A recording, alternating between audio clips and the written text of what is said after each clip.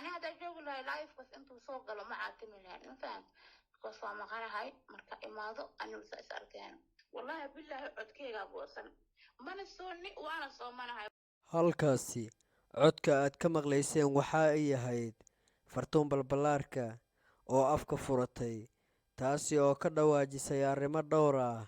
weliba codad kale ayaynu idinkaga haynaa bal codkani sida aad ku maqasheen waxa ay sheegtay inay ku maqan tahay dibadda oo aysan joogin gudaha ilaa iyo imika fartuun balballaar wax faahfaahin ah kama bixinin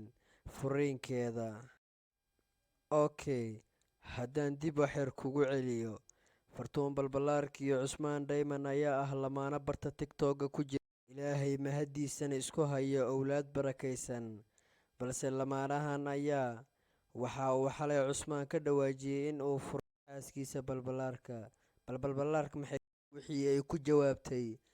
bal igula dhegayso codka aan kuu soo dayni doono mar dhow isticmaalo oo maandooriyo nooc walba isku daldalay hataa soom waayo maali soomaya aan ka seenin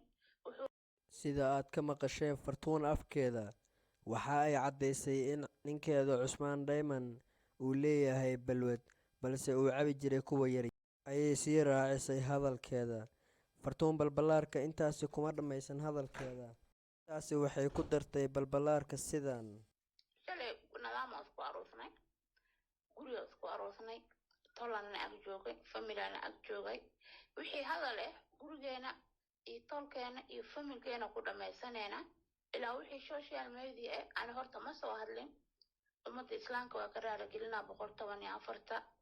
wixii qalad dhacay waa dhacay saaxiibkeygana waxa waa in qof ka dhacsanna waa taqaaniin markee saas waa saaxiibnoo ha okay dhalinyaro oo maanta balwad isticmaalo balwad leh xamarna waa ogtahay balwad ay iyo nooc inay taalo waaga maanta ha u arkina because ani shalay meesha nii taagnahay weli waa nii taaganahay wax walba ugu dambeyn fartuun waxay ku soo gebagabaysay hadalkeedii soomaaliyii meeshii shalay ayaan weli idiin taaganahay ayay ku tiri gebagabadii hadalkeeda muuqaalkii aynu kaga hadlaynay in ay isfureen xaaska cusmaan iyo fartuun balballaarka ayaa intaan ku dhan fadlan waxaan kaa codsanayaa wixii fikir ah iyo talo ah inaad qaybta commentiga inagula wadaagto muuqaalka like saar janalka subscribe dheh gambalaalkana furo